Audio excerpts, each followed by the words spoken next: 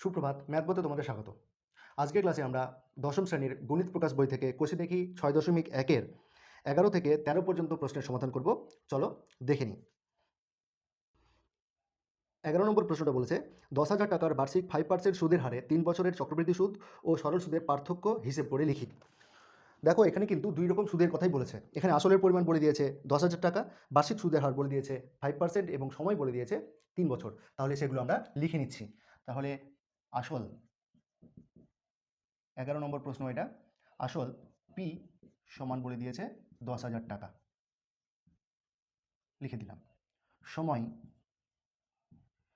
N অথবা টি, যেহেতু সরল সুদ এবং চক্রবৃদ্ধি সুদ দুটোই আছে তার জন্য এন অথবা টি লিখলাম, এন কমা টি লিখলাম। এটাকে বলেছে 3 বছর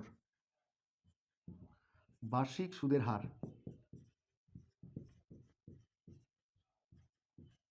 বার্ষিক সুদের হার আর সমান বলে দিয়েছে এখানে 5%, আর সমান বলে দিয়েছে 5%।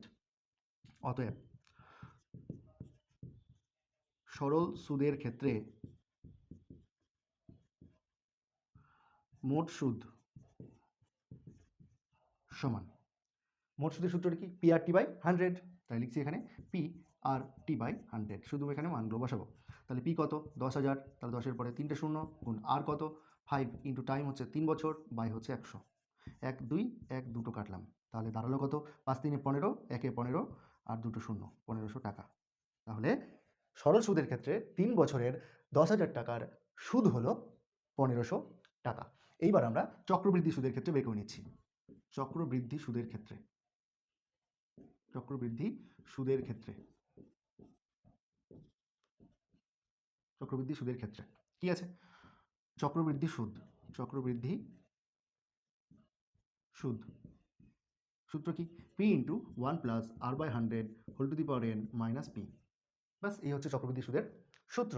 এইখানে আমরা মানগুলো বসাচ্ছি। তাহলে মান বসাচ্ছি 10,000, পি এর মান 10,000 ইন্টু 1 প্লাস 5/100 আছে, তাহলে 5/100 লিখে দিলাম, তার কিউব হবে মাইনাস 10,000। বাস, এইটুকু কাজ। ঠিক আছে, এইখানে তোমরা কিন্তু সূত্রও লাগাতে পারো অথবা সরাসরিও করতে পারো। দেখে নাও কী হবে এটা।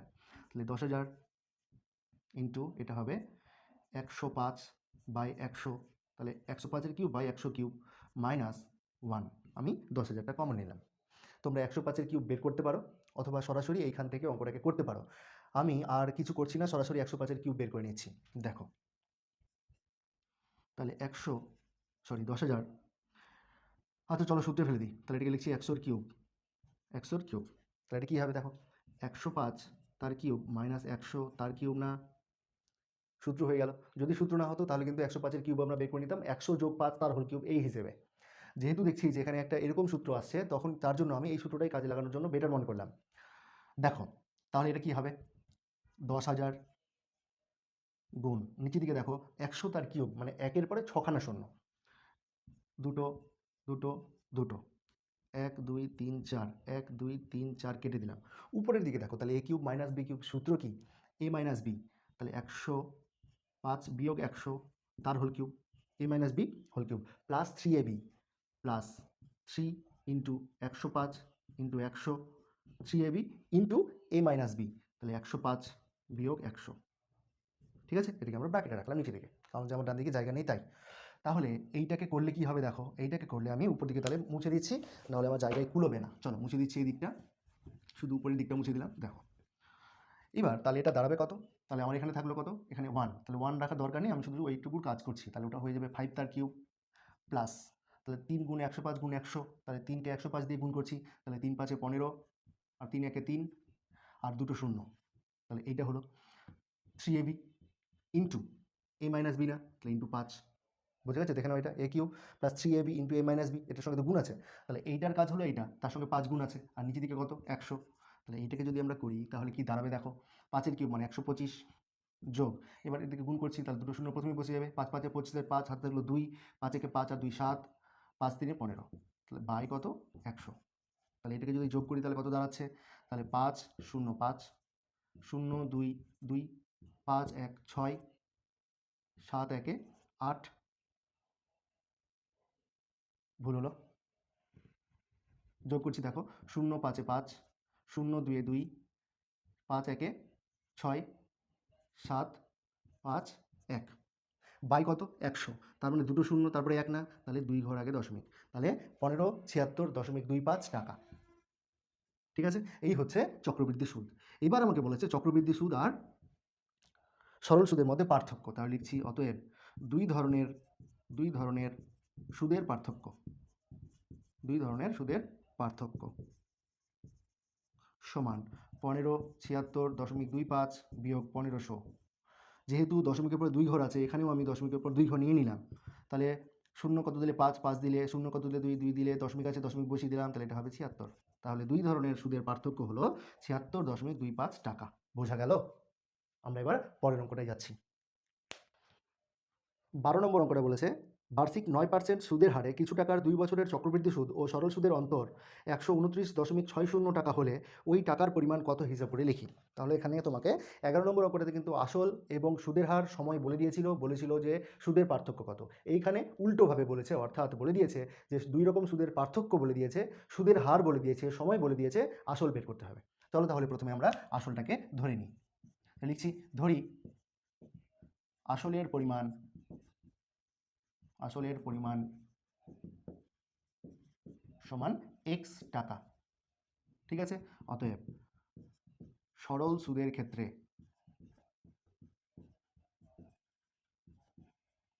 ক্ষেত্রে সুদ সমান আমরা কি জানি পি আর টি বাই 100, যেখানে পি কত x আমরা ধরে নিয়েছি, x ইন্টু আর কত সুদের হার 9 বলে দিয়েছে, টি কত 2 বছর, টি হচ্ছে 2 বছর বাই 100 এত টাকা।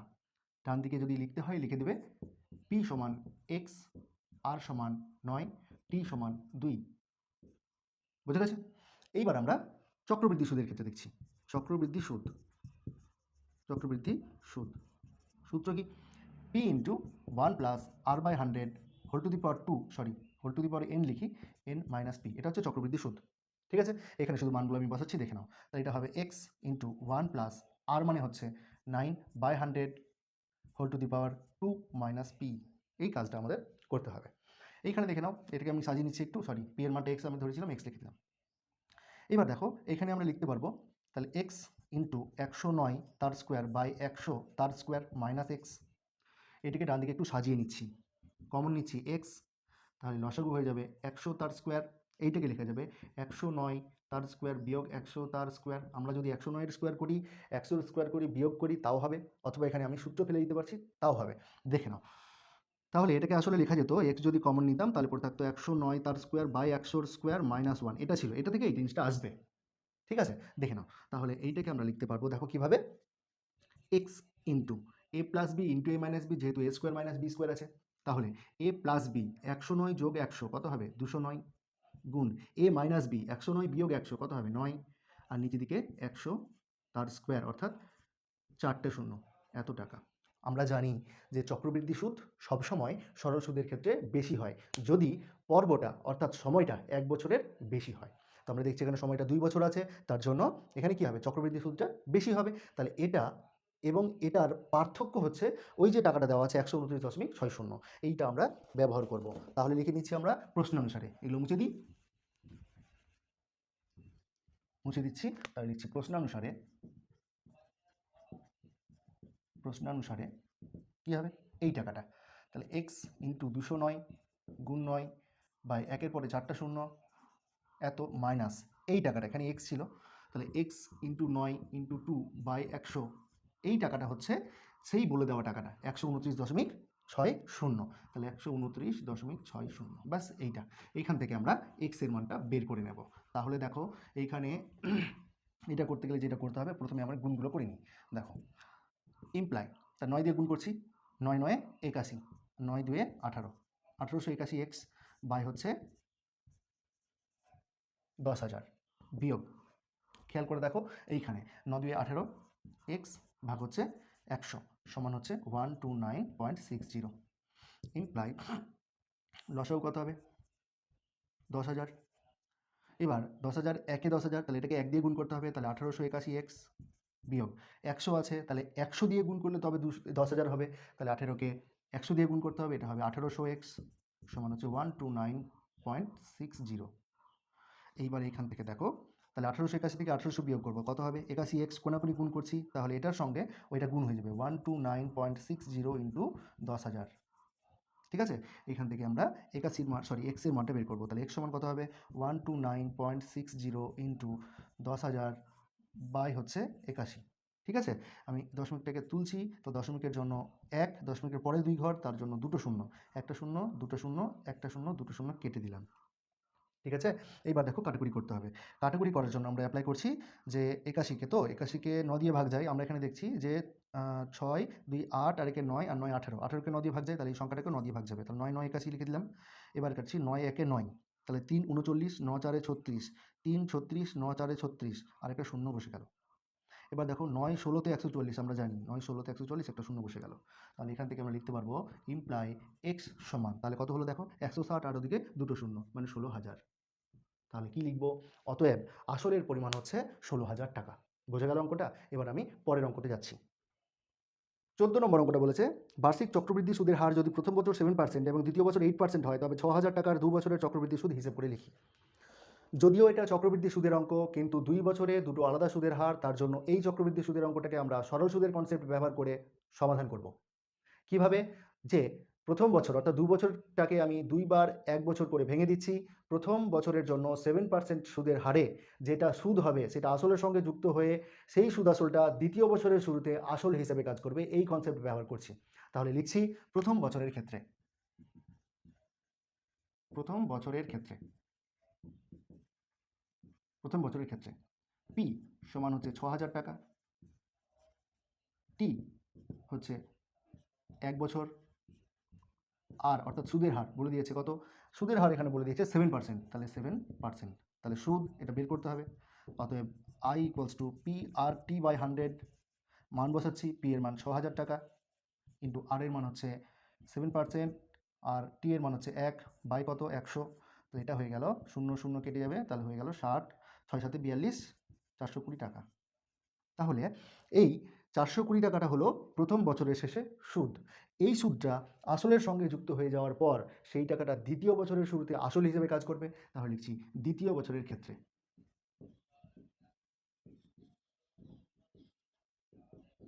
দ্বিতীয় বছরের ক্ষেত্রে দেখো পি হয়ে যাবে কত, এখানকার সুদ আসলটা তো 6,000, তো সুদ আসল ছিলই, তার সঙ্গে যোগ হয়েছে কত, 420 সুদ, তাহলে হয়ে যাবে এটা 6,420 টাকা। টি সমান 1 বছর, পরবর্তী বছর যেহেতু বলেছে, সুদের হার এখানে বলে দিয়েছে 8%, আইটাকে আমাকে বের করতে হবে। এই যে এখন সুদ, এই সুদটাই কিন্তু চক্রবৃদ্ধি সুদ বা 2 বছরের চক্রবৃদ্ধি সুদ, বা এই শেষ বছরের সরল সুদ। তাহলে দেখো আমরা আবার লিখছি I equals to P R T by 100, P R T by 100, বুঝে গেল? এবার দেখো এখানে কত হচ্ছে, এইটা হচ্ছে তোমার পি হচ্ছে 6,420 গুণ আর কত 8, টি কত 1 বাই 100, বুঝে গেছে? তাহলে এখানে দেখো একটা শূন্য, একটা শূন্য কেটে গেল। এইবারে আমরা আর কাটাকুটি করতে পারছি না, তাহলে গুণ করছি এটাকে। দেখো 8 একে 8 তো 8ই হবে, তাহলে 8 2 16 6, হাত থাকলো 1, 8 4 32, আর একে 33, হাতে থাকলো 3, 848 আর 3 51 হলো। নিচের দিকে কত আছে 10, তাহলে এক ঘর আগে দশমিক, তাহলে 513.6 টাকা। বুঝে গেছে? এটা হচ্ছে দ্বিতীয় বছরের সুদ, দ্বিতীয় বছরের সুদ। অর্থাৎ এই যে টাকাটা জমা রেখেছিল, এই টাকাটা সুদ হচ্ছে এত টাকা, কিন্তু আগের বছরের 420 টাকা সুদ হিসেবে পেয়েছে না। তাহলে মোট সুদ কত, এই টাকাটা যোগ এই টাকাটা, এইটাই হচ্ছে মোট চক্রবৃদ্ধি সুদ। এটা তো বিষয়। তাহলে দেখো, তাহলে অতএব